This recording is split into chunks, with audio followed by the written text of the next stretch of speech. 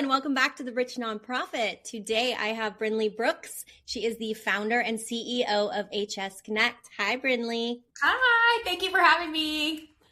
Always a pleasure to chat with you. Brindley is a client of mine. We've been working together for years now, it feels like, in the best way, because I have seen Brindley go from 2 jobs, full-time job, starting this nonprofit, to now running this. And in 2025, she did a very nice job with funding, with events, community, and we are here to talk about it. So let's start. I want everyone to know from your mouth, because you say it best, what is HS Connect and who are you here to help? So I have a skin condition called Hidradenitis Suppurativa. It's hard to say and even harder to live with. And it is a chronic inflammatory skin condition that presents as boil-like abscesses anywhere on the body. It most commonly occurs in the armpits, under breasts, groin, inner thigh area. So most private areas that you're not necessarily inclined to share with everyone. We can hide it, which also adds an element of mental health burden as well. It affects every part of our lives. And I have lived with it for 36 years, and I have 2 daughters that also have HS. I have a bio daughter who's 18 who actually just underwent major wide excision surgery in her bilateral inner thighs. And then I have my stepdaughter who also has HS, and she's 22 and she's a stage 1. So she's on the mild end, thank goodness, and has been doing really well even without treatment right now. And so HS Connect was born to basically spread factual awareness about HS. There's a lot of misinformation, a lot of shame that comes with the condition. So we want to spread factual awareness and then bring disease awareness to just the general population. HS isn't rare. It's just rarely talked about. It affects 1 in 100 people. So chances are you know somebody in your circle that has HS, at least one person. And I always like to think about it like when you get on a plane, how many other people other than me are sitting on that plane with HS? Or when you're at Costco, I'm always like, all right, who in here has HS? So thinking about it in terms of like that in a general situation kind of brings that back down to reality, to like, there are people in here walking around with this hidden, dirty little secret, I call it. So that's our goal with HS Connect. I did not have this on my bingo card when did not want to be a nonprofit founder when I grew up. I wanted to be a teacher or a veterinarian or probably a dolphin trainer. But here I am. I now feel like I was built for this shit. This is what I was made for. There has been so much silence in our community with our condition that I did not want my kids to feel that same burden of carrying their dirty little secret. I wanted them to feel empowered to be comfortable in their own skin and to love themselves in spite of, and sometimes because of their HS, because of the person that it's made them to be, just like I feel like it has for me. And so that's where kind of the desire to do this and go through this process started, because I don't want anyone else to feel that way either. And that is our main goal, is to really help people find, if they have HS, find their diagnosis, get on treatment, and then join the community, be part of this movement that we're creating. And what a movement you have created. I was so honored to be part of Brindley's, to be there and watching her last October in Times Square, New York City. She put on this event, brought her community together to raise awareness, and it was amazing. Can you talk a little bit about that? It was kind of so we had purchased ad space on the largest billboard in Times Square. And then we were like, okay, what are we going to do with this? So, we had a photo shoot. It was a very interesting process to get this billboard on Times Square because we're showing butt cheeks and under breasts and things that are not typically shown in Times Square. So we had a little bit of I wouldn't call it a kerfuffle, maybe a little maneuvering around what we were allowed to show, because that is up to the business or the building who owns the media about what can be on there. So our whole goal was for people to see HS on real skin so that they could identify either that's their skin or their loved one's skin, and just have a general understanding of what it's like to be an HS person, or try to help people understand it. So then we were like, okay, great, we have this billboard. What are we going to do? Stand and watch it as a group? Okay, that's cool. What do you want to hold some balloons? I mean, I don't know. What now? Right? So we hadn't really, like, I wanted to be in Times Square to raise awareness, but then the marketing team that we're working with, who is incredible, and I've never seen somebody so bought in to our journey and like really being our champion, was like, what if we did a runway show? And I was like, fuck yeah, that's what we're doing. And I went, hold up. Yeah. And we got 60 days to pull this shit together. How are we going to do that? And we did it. And my COO played a huge, important role in pulling that all together. Y'all, we pulled funding from pharma at the end of the year to do this. And like, we're not talking small numbers. It was incredible. It was absolutely incredible. Very, very, very, very, very stressful. I wouldn't recommend doing a 60-day turnaround with something like that. Maybe like we're planning a year this time, much better. But you know what? It was the best thing I've ever done in my life. And I'm sorry to my husband and my children. They know this now, but like, they're like second and third on my list. Times Square is number one. It was the most powerful and impactful thing. I've never cried so much and screamed in pure joy like that in my life. I mean, watching my people like walk down the runway and start off wearing a hospital gown with misinformation on the back of it, that we were shedding, and then walking down that runway in bras and underwear in the middle of Times Square was the most incredible thing I've ever experienced. Honestly, it's a dopamine hit that I'm now chasing, which is kind of dangerous. Dangerous, but woo. Yeah. I'm watching you all walk down the runway and just with such conviction and love for each other. It was so moving. I've never seen anything like it. And yeah, that it was a big dopamine hit for you. And now you want to go bigger, and you will. But I want to talk about that because with a nonprofit, it comes down to funding. It does, because you are raising money, you are getting money from donors. In your case, you're getting money from pharma, and thank you for that. But it's not always easy. So when you look back on this now of when you started, did you know that it would be this hard to run a nonprofit? Fuck no. If I had known, I may not have done it, honestly. I mean, I knew I've always had like an entrepreneurial spirit.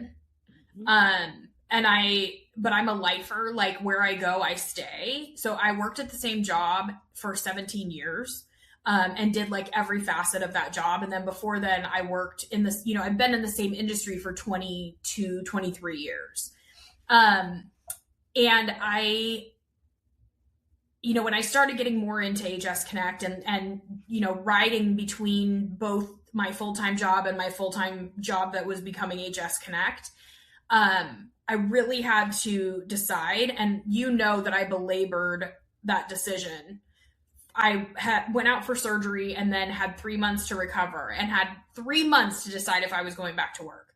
That was way too long. I should have just not made a decision until the last week, because for 3 months, every day I was back and forth, talking myself into it, out of it, into it, out of it. Very tumultuous time. And then I finally decided that, the real thing that kept me, or that made me make the decision, was the travel piece of it, because my work wasn't very flexible on me traveling and working on my travel days. And I knew I could not show up for the community in the places that I needed to show up if I couldn't have the flexibility to travel. So that was the kind of thing that pushed me over the edge, and led me to doing HS Connect full time. It was the scariest thing I've ever done, because I'm the breadwinner in our family, and, funding isn't guaranteed every year. And I feel like some years it comes easier. This year, 2026 has been a like claw fest of trying to like get what we need in order to maintain overhead and, you know, employees and an office to be in. So it's been an interesting year. I think, you know, we set the bar really high last year with doing Find Us in Times Square, and we managed to pull it off on a shoestring budget, comparatively speaking to what it would have been if somebody else went in and did it on their own. And I think that the expectation is that we're going to be able to produce something like that for the same amount of money this year, and that's just not the case. And so it's difficult to bring that sense of reality back into the conversation because everyone wants us to go bigger. But in order to do that, I need the funding to increase to do it bigger. And so I think it's been a real kind of point of contention this year of trying to understand where everyone is at with funding so that we can then, it's always this chicken or the egg thing, because we can't decide what we're going to do if we don't know how much money we have to throw at it. And they won't throw money at it until they know how much it's going to cost. Those two things don't correlate. Like it's a constant battle or fight in order for us to produce something. So I feel like there's a lot of conversations. I always call it like used car salesman-y, and I hate that part where it's like, well, I don't know how much you got. Well, I don't know how much are you willing to give. Well, I mean, what ballpark are we talking about? Well, I don't know. What do you want your car payment to be a month? Yeah, I mean, I literally feel like I'm dealing in used cars when I'm trying to like get this information. And it's such a weird feeling because it comes from heart for us. But I also realize that heart costs money. It does. It all costs money. Yeah. And that's kind of hard to wrap your head around sometimes when you are doing this work. You're a nonprofit, a foundation. You want to change the world. You want to help communities. And so you're right. You've got your big heart on your sleeve. But at the end of the day, you need money to run those programs.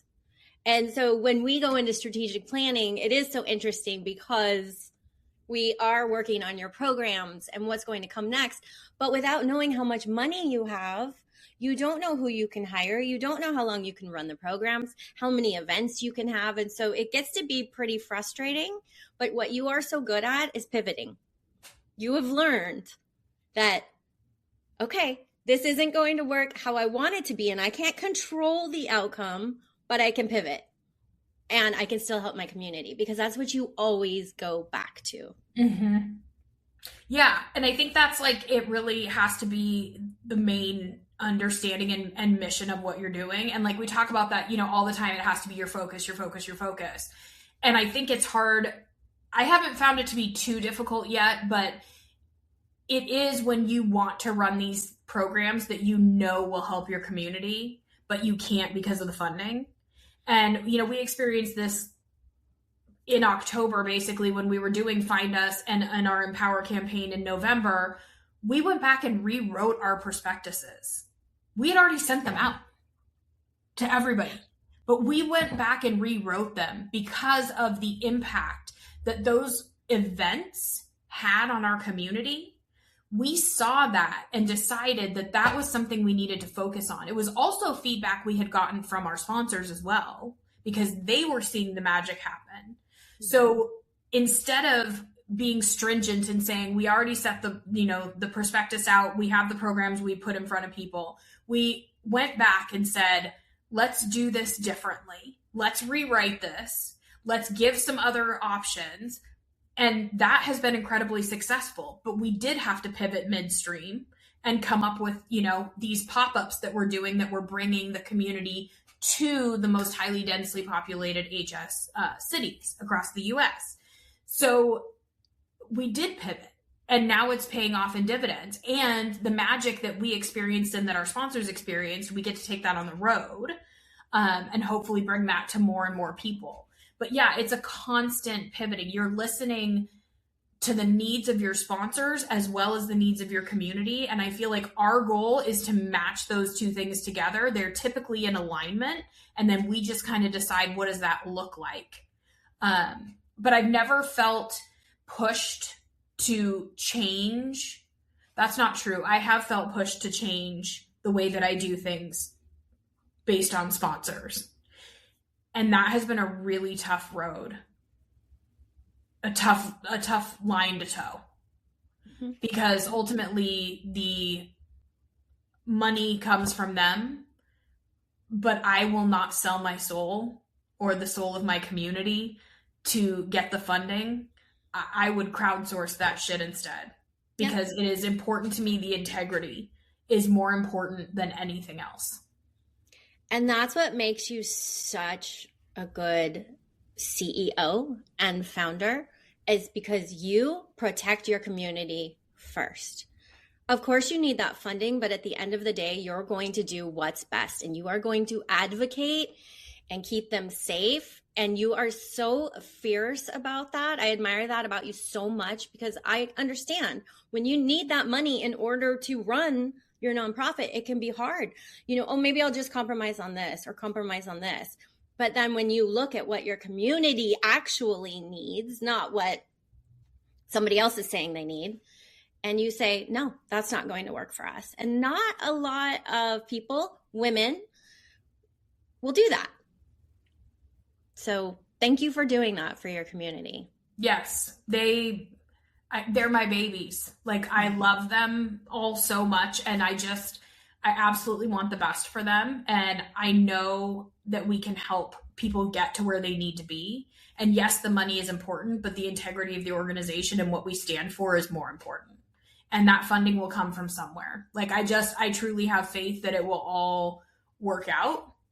Now, that doesn't mean I'm not stressing incredibly, during that period of time, but I do know that everything will fall into place. It always has, because we're doing the right thing. And that is like my North Star. Yes. You do the right thing, and you do it strategically. I mean, that's not a plug for me, but you do take the time to step back and say, okay, yes, this is what my community needs, but how can I do it in a way that's going to work? Right. And then I drive you crazy by adding a bunch of shit in and just like telling you on the fly, and you're just like, no. I'm like, yes. I always tell people, you're the only person in my life I pay to tell me no. And over the last couple of years, I've had to tell you no more and more, because you do have that entrepreneurial spirit. You do know what your community needs. And so you want to push those out into the community right now, these programs, these initiatives. And I'm looking at Brindley, you're a mom, you're a wife, you're a CEO, all these things that you're trying to do, and you just don't have the time and the bandwidth. Now, that's easy to say from the outside because, right, we women who want to change the world, we have all the time. We can figure this out. And the burnout hits, and it hits hard. And this is actually a really good pivot, because I do want to address this with you, because I think every woman I know feels this. It doesn't matter if you're a CEO. We do want to help everyone. We nurture, we care, we keep people safe. And then sometimes we forget about ourselves. Absolutely. Yeah, I feel like in some cases it's hard because I don't know where that time comes in to like take care of yourself. And I know for my situation personally right now, my younger daughter, who's 18, just had wide excision surgery. So she's missing big pieces of the inside of her thighs in an attempt to manage her HS. And it is big and painful, and we do bandage changes twice daily, and she still walks like she got off of a horse because her thighs can't come together, or it would be problematic for the wounds. It looks barbaric. There have been so many I'm sorries uttered between both of us, and yet my responsibilities remain. My CEO job is still here that has to get done. I still need to show up as a wife. I'm still momming her extra because she can't really, do things like normal. She dropped the cap to, the Advil today, and she was like, oh God. And because she can't bend down to get it yet because it pulls too much on the wounds. And I was like, I got you. It's like, but she's also really frustrated not being able to like do anything. She's lonely at home during the day by herself. And so I feel this emotional pull to want to fill those needs for her. But I am also in the middle of, we call it like a million balls flying at my face. I hate balls in the face. I think most women do. So trying to like figure out how to navigate all of this and meet everyone's needs. But then where's the time left for my needs? Yeah. Like, I haven't even processed the fact that my 18-year-old daughter like chose this surgery, which I've had 7 of, that is barbaric, basically, in an attempt to better her life at the age of 18 because she was having trouble working. I haven't even begun to process this myself because I don't have time. We also had a death in the family during this time. I haven't even shed a tear for her yet because I've been so consumed by everything else. And now comes like the just figuring out how to get Caitlin to the service because she can't sit for that long in a wheelchair. And how do we get her to the graveside where she isn't, I can't, a wheelchair on a bumpy with inner thigh. Now I have to worry about all of these logistics. So where is there the time in there that's built in to like grieve or to process all of the emotions for me as a mom that come with my daughter being in having to make such a big decision at such a young age just in order to try to like better her life. Yeah. And these are the things that people don't see. All of the people who are watching are, checking in on our social media. No one knows that this is happening behind the scenes. No one knows that I'm struggling, with getting funding figured out and how to move forward in the organization and how to pivot and, new partnerships that have just come up that could be available. But when I go home at the end of the day, I don't even have the energy to like explain to my family what my day looked like. My answer is now it's just, it was good or it was fine. Because I'm depleted. And then I personally, like, with my travel, I try to build in time when I'm going to Europe to spend with my friend there in Amsterdam, which is very, like, cathartic for me. And then I had to shorten that because of the funeral, which is not a problem. But all of this time I'm trying to listen to you and to everyone else about building in time and space for myself just keeps getting eaten up. Yeah. Yeah. And I want to acknowledge that you have worked really hard to find that time. We look at your Google Calendar. We talk about what brings you joy, where you can find quiet. And so we work really hard to get that for you. And then something happens. And as a mom, you're not going to say, well, too bad, kiddo, figure it out. No, of course not. We drop everything. But at the same time, if you have a potential sponsor or funder, you got to get to the office and get that prospectus to them. So it's this, and there's, I cannot stand the word balance because it's just not true. Yeah. It's not something that we can attain. And so it's how do you juggle these balls in your face? Flying at your face. And I think it's so important to talk about because I don't believe that you're just going to say, well, you know what? I can't do HS Connect anymore because not only it was a vision and a big vision, but it's deeper than that now. This is, to me, your life purpose. Absolutely. This is what I was born for. It's absolutely my calling. And I consider myself like the 1% of the world, probably not even 1%, honestly, maybe 0.25%, who actually A, knows what their calling is, and B, gets to do that for work. Because truly, like, I realize so many people have no idea They don't have a higher calling. They don't have something that like really, really feeds their soul and is like their life's work and is so important to them. And I'm so incredibly grateful that like I got to figure that out, and that's what I get to get paid for. Because truly it makes me sad that other people, what does that feel like? It must be empty. To just get up and go to a job and it is. And I'm trying to think about how I felt, when I was working, and that is, you're kind of always trying to, for me anyway, like always trying to attain more, move up, be, find a new position, learn everything I can about every facet of everything. But then for what? Because like those people would replace you in 1 second. If you died or got sick, no one would care. Yeah. But here, like the only thing that is irreplaceable is me. Yeah. And hopefully I find somebody who can replace me that is as fiercely protective of our community as I am. Because of my HS, I've sat in the background in the shadows a lot because you don't want to draw attention to yourself. You want to make yourself small. Because if people get to really know you, they know that you're a burden. Or that's the way you feel anyway.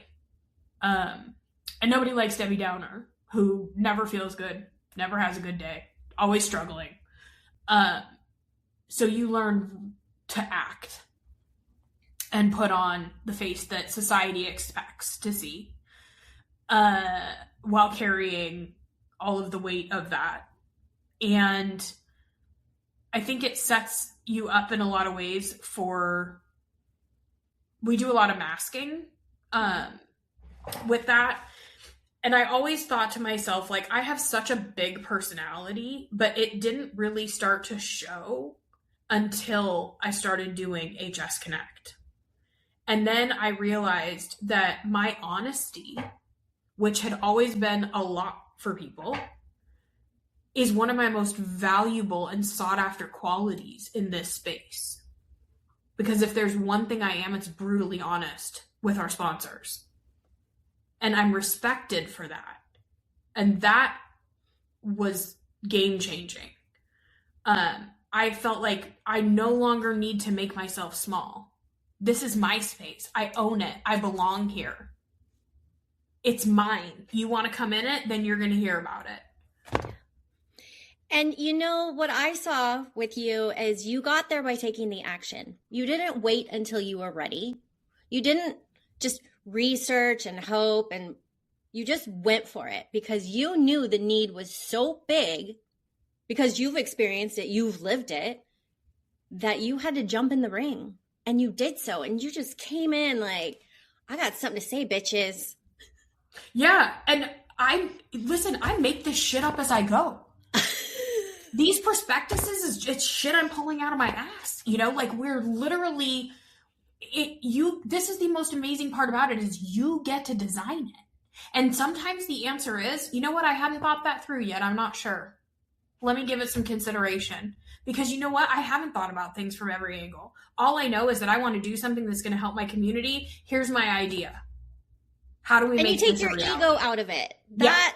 That is another admirable thing about you, because most people would go, oh my gosh, I did it wrong. Oh, run and hide. I'm going to go make my prospectus perfect on Canva, blah, blah, blah. No, you're pulling your ego out of it. You're saying, okay, but what does my community need? Oh, you know what? Thank you for that feedback. I will go and ask around, think about it more, and then I'm going to come back with another revision. And it works. Yeah. And I think the other part of it too is seeking counsel from the people you trust. So, with the whole Times Square thing, there was a moment where a client asked for something that I was super uncomfortable with. It crossed my boundaries. I was a hard no. But I listened to my marketing guy. I heard him out because he said, just hear me out and then make a decision. And I heard him out. And what he said made sense. And I had to give a little bit. Mm-hmm. And I didn't feel like I was letting my boundaries go. I understood the business sense of what he was saying and why it would be important. It turned out it never happened anyway, and I'm super glad that it didn't. But the fact that you can listen and seek counsel from other people who have opinions different than yours and really, really listen, actively listen, and then think on that. Because these people, if you have good counsel, are really there for you and on your side.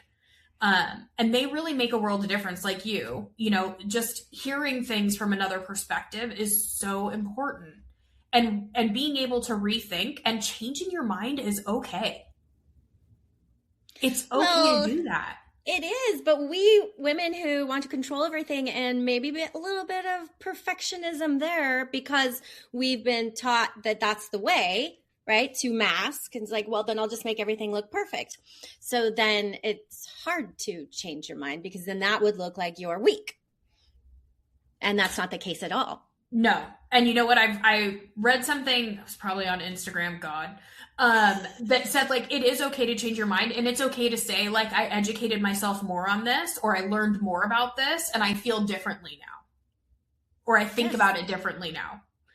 And it's okay to say that because it is okay to change your mind. And we are entitled to gather more information and then make a different decision.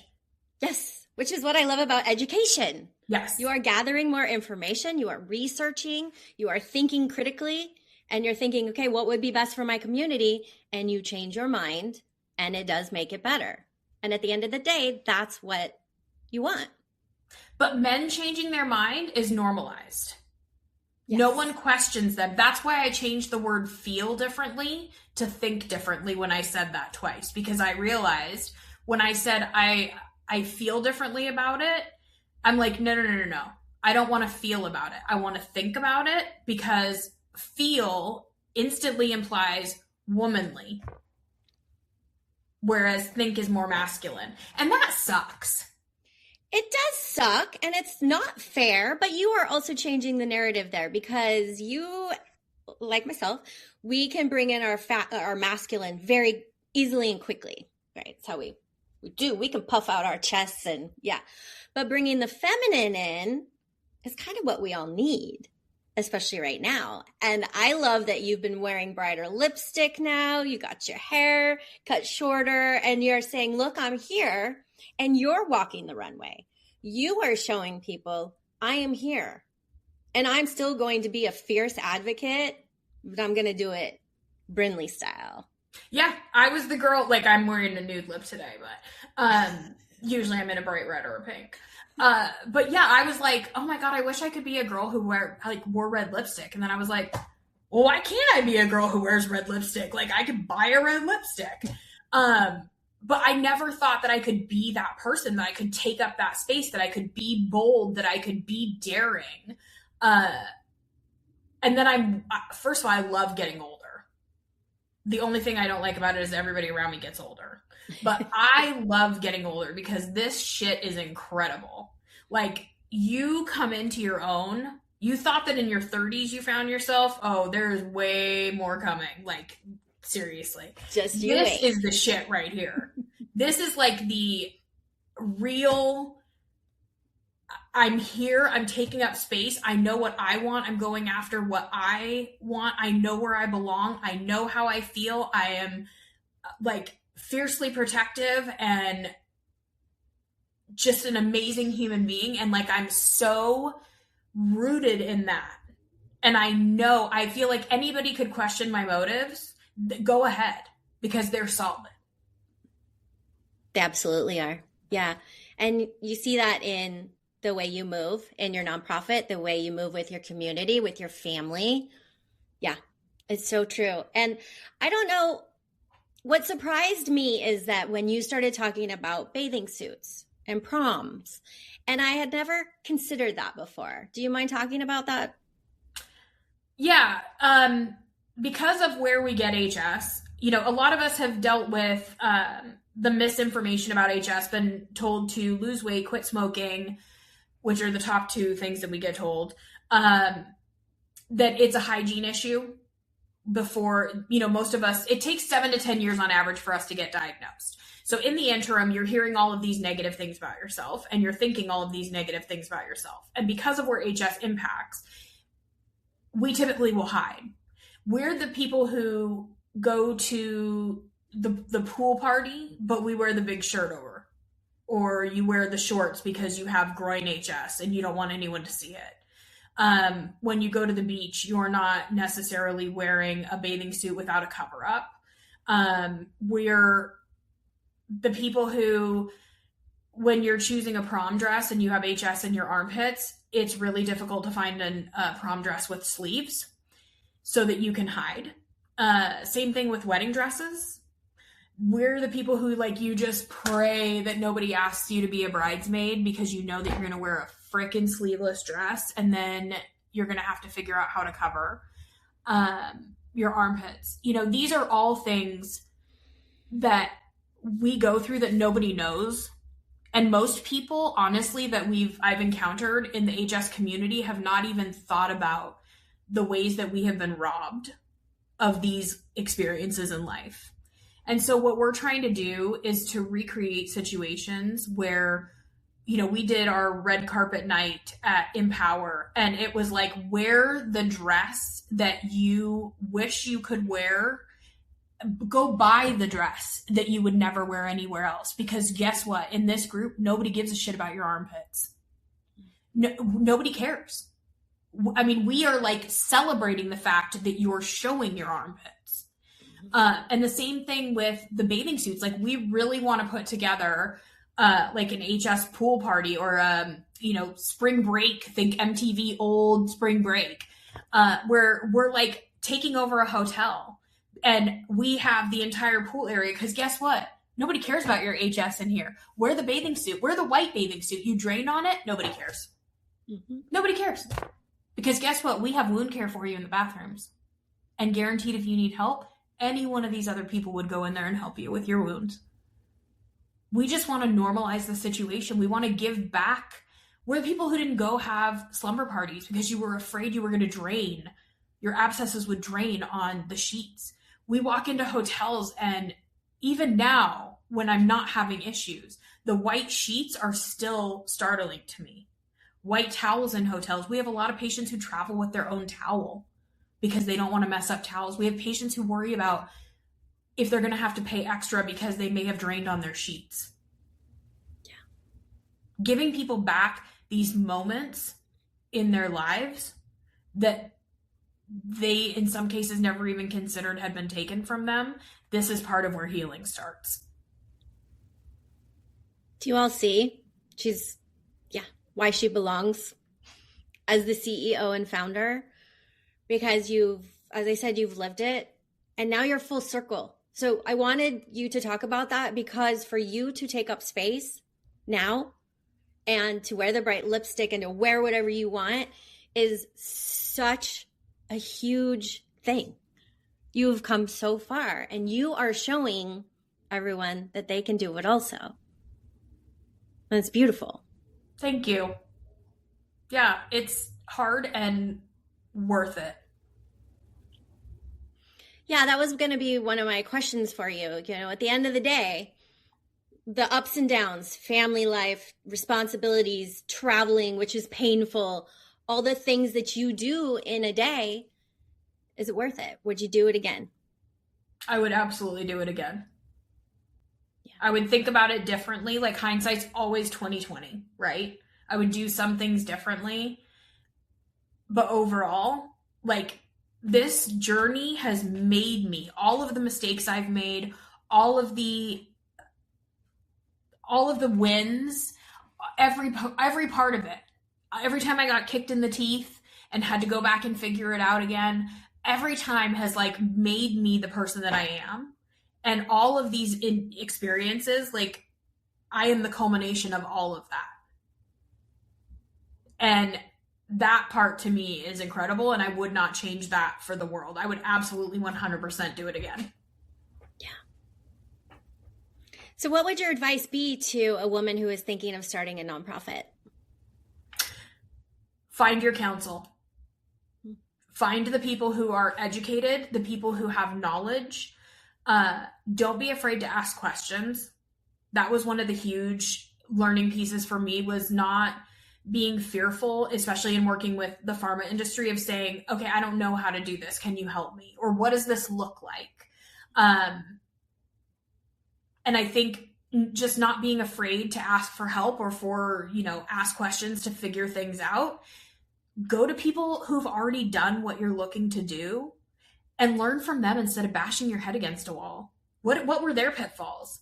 We're trying to do something similar. Tell me the wins, the losses. How can you help me not have to repeat what you had to go through? Take advice from anyone who will give it to you that's sound, that's good advice.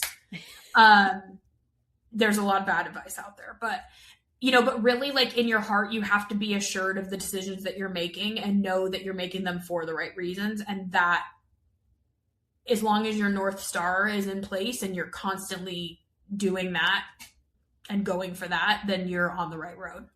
Yes, I agree. And speaking of that, you are paying it forward. You have this wonderful community that you have, your babies that you have nurtured. They are, in a sense, growing up, and now they are paying it forward. So that ripple effect, I want to talk about that for a minute, because I don't see that much out there. I don't see the paying it forward. I see the programs, okay, we help this many people, you've got your KPIs and blah, blah, blah, blah, blah. But it's that paying it forward so that it outlasts and outlives this. Yes. Yeah. So we're creating an army of advocates, in essence. We have a mentee program, an advocate training program that we started last year. We had our first cohort go through, and we did it pairing them up with a mentor last year. And we changed the program this year to be more automated. It's got videos in it. It's a drip campaign because the overhead and the lift for us is lighter to do it this way. It's more sustainable long-term. And we kind of realized that it wasn't very helpful to have the mentees work with the mentors. The timing was hard. Getting on calls together was difficult because of work schedules and things like that. So we, again, paid attention, what worked, what didn't, and then adapted and made this version 2 of the program. There will probably be a version 3, maybe a version 26. Who knows? But this is our first shot at doing it differently to see how this works. Everything we do, we consider a pilot, right? Because we don't know how it's going to work out. Wing and a prayer. That's what we're working off of. And so this program enables patients who are interested in being advocates to go through a 6-month program and graduate with like a certificate from us, where they learn about the disease, they learn about how to handle conversations, they learn about like social media, even setting boundaries, how to deal with tough conversations when you're entering into them on social media that end up kind of being a fight, how to put good information forward, how to help people. So they become very educated in the disease and then also in helping others. So then when they are out in the world, they are educating with the correct information and helping patients. We have 47 people signed up to go through this next cohort that starts February 1st. 47 people. And that was from like 1 or 2 social media posts. Some of them are outside the US, which makes my heart super happy. Because we're also, working on the global end of things too. And so our plan eventually is to have this as a global program that is put through in their own languages so that everybody can become an educated advocate. So this is our paying it forward, is educating people and then putting them out into the world and saying, like, go do the good work, go help other people become educated. Unfortunately, people are drawn to bad information for some odd reason. I don't know why. I would pay $1 million if somebody could figure that out. I don't really have $1 million. My check would bounce, but it's the idea behind it. Just right now. But why people are so drawn to bad information is beyond me. And so it's difficult when you're constantly combating that and trying to educate people who do not want to be educated.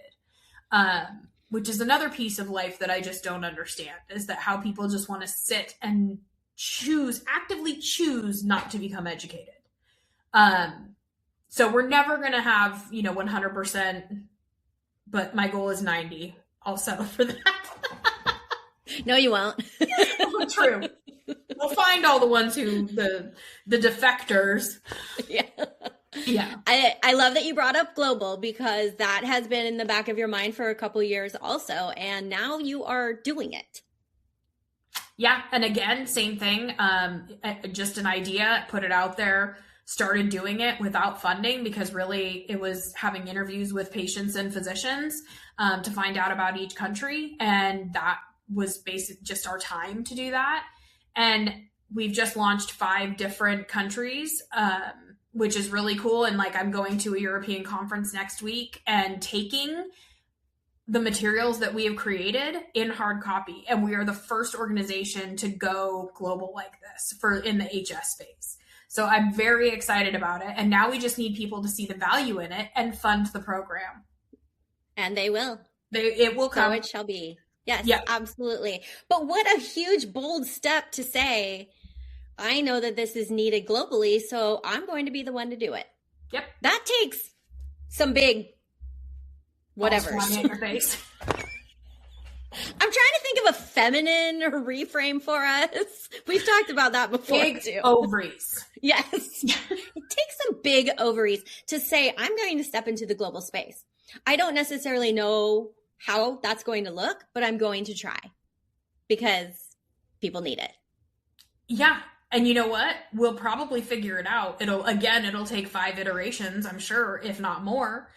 Mm-hmm. But I'm here for it. Mm-hmm. And every time we do a new iteration, I've learned something and we're doing it better. And what can be said about that other than like, you had mentioned earlier action.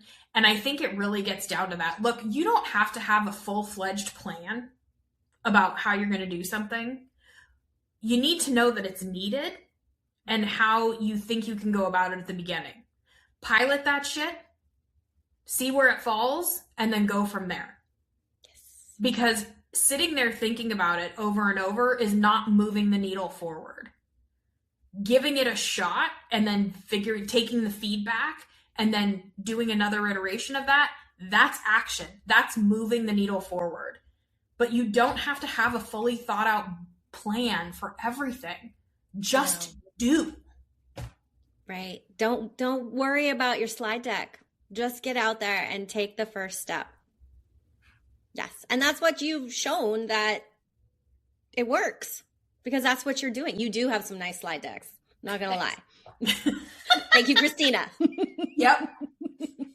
Right? It takes a team. It takes a lot of people to make this work. Like, let's be honest about that, which is the other thing, because when I started working with Brindley, she was one woman and she can do it all, but she can't do it all, right? We can't.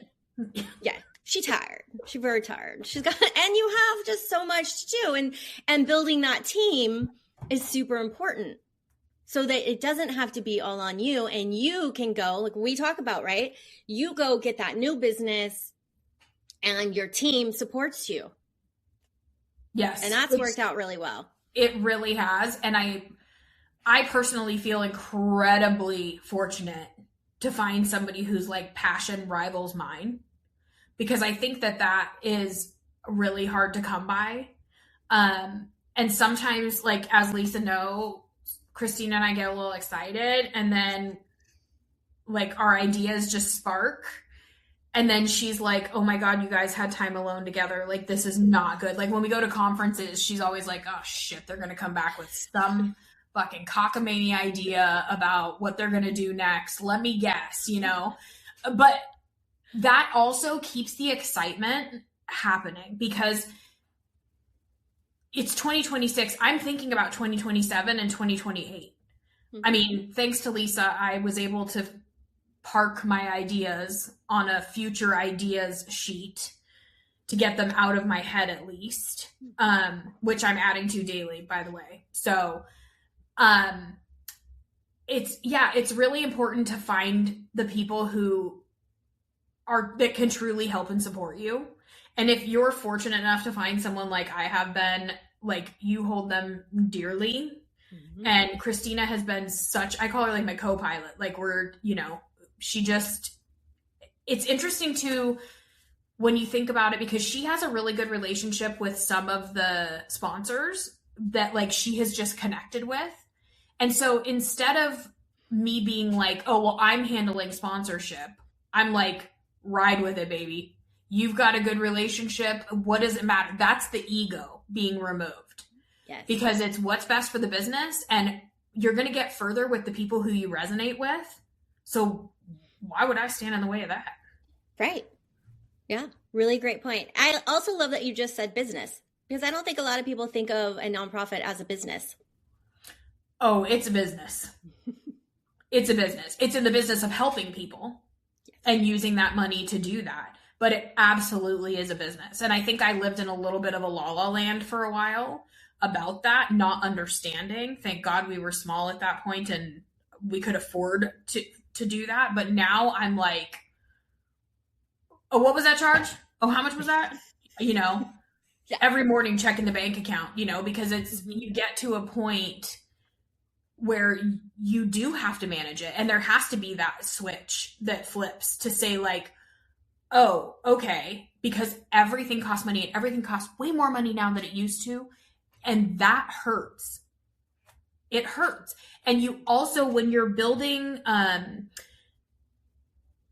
realized this year, we're no longer going to do like a corporate sponsorship. I'm just upping the amounts of our sponsorships to include corporate sponsorships. Because nobody wants to do a corporate sponsorship anymore.